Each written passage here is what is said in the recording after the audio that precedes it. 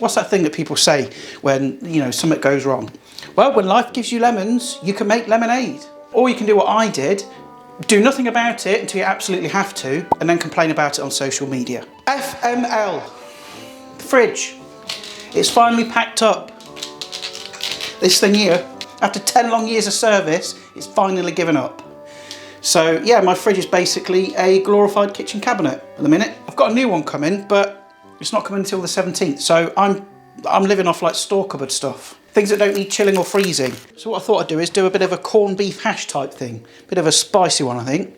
Got some corned beef, Worcester sauce, potatoes. Got some chilies behind there as well. Got some leftover green beans, which need using up. I've got some leftover onion, gonna chuck that in as well. And I've got this ropey old pepper, which needs using up because it's like wrinklier than flipping Keith Richards' scrotum. But I need to get all this sliced, diced, chopped, flipping, shredded, whatever, cubed. I'm gonna cube the beef. The potatoes, all I'm gonna do those is give them a quick scrub. I'm gonna leave the skins on because they're good for you and they taste nice. Slice the pepper and onion, dice up the chilli. I'm gonna chuck these green beans in. You don't have to add those. You can add what you want. And I will put like little suggestions on the screen as well. You don't have to use these exact ingredients, but if you do want those, they'll be in the description below. Look, this kind of food, it's like you just go with the flow, don't you? Use up what you've got so there's no waste. So there we are. Everything's all chopped and diced. Corned beef off camera there. Got my green beans as well, which I think I've just about rescued them. Some of them are a little bit questionable. Bit slimy, that one.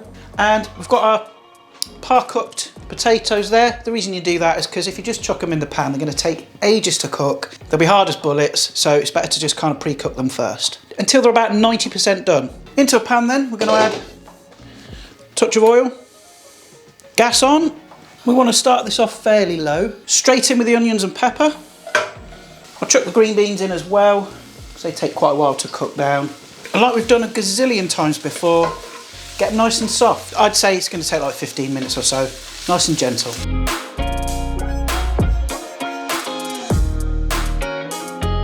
Right, so now that I've cooked down the onions and peppers, just going to take them out for a second. Back onto the heat, and we want to whack it up, sort of medium-high. Touch more oil, and as it's getting hot, get those spuds in.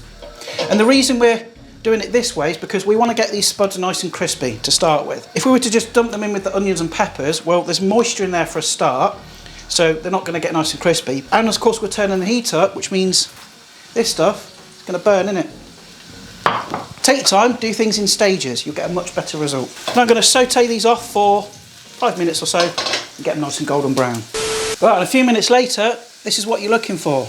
Get a nice one. Look at that, that's what you want, nice and crispy. All those gnarly sort of brown bits. Then I'm going to turn the heat back down, sort of medium-low.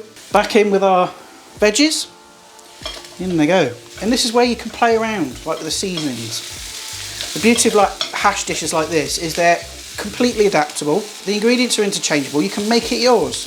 If you don't like a particular thing, leave it out. It doesn't have to be rigid, it doesn't have to be structured. So what I'm going to do is I'm going to add a bit of garlic powder. In we go. That teaspoon. I'm going to add some sage as well. You could add smoked paprika, thyme, whatever you've got. Oh, but I love sage, especially in stuff like this. And we haven't seasoned anything, so I'm going to add some salt, a good old twist of pep, and also a good old few splashes of Worcester sauce, or Worcestershire sauce, wash your sister sauce, whatever. Get your corned beef in, and the secret to this is be gentle. Fold it.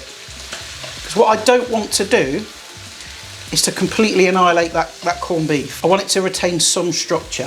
Stick a lid on it and give that like 10 minutes, all right? Because everything's cooked through. Potatoes just need finishing off, and you've got a quick, easy, cheap dinner. And you can just eat that as it is.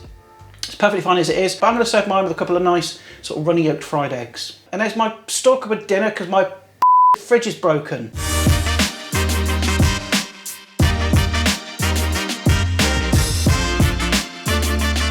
Absolute state of this. It smells amazing. Of course it's good.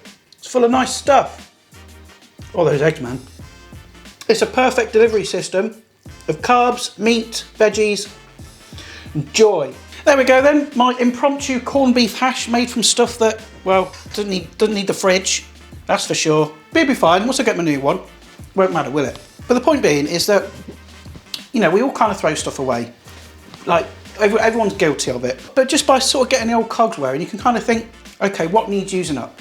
what's going to go off soon, what's sort of nearing the end of its life. Just thinking, how can I put those things together to make something tasty? Hashes like that are always great because it all goes in one pan. So you're not going to have like loads of pots and pans around, wasting gas and electric. It's nice and cheap. I mean, the only thing I had to buy was the eggs and the corned beef, I think. Everything else I just had lying around. But listen, I'm going to leave you good people to go about your day, your evening, your afternoon, whatever time it is. But if you enjoyed this video, stick a like on it, share it, all that kind of stuff. And don't forget to subscribe. And if you want to get notified of all my videos, you've got to I think you've got to select notify all videos, I think, in the little subscribe option next to the button. I've had a few people comment that they're not getting notified of my videos. That could be the reason why, I don't know. But that's enough of me chirping on. I'll see you all next time. Ta-ra, my ducky.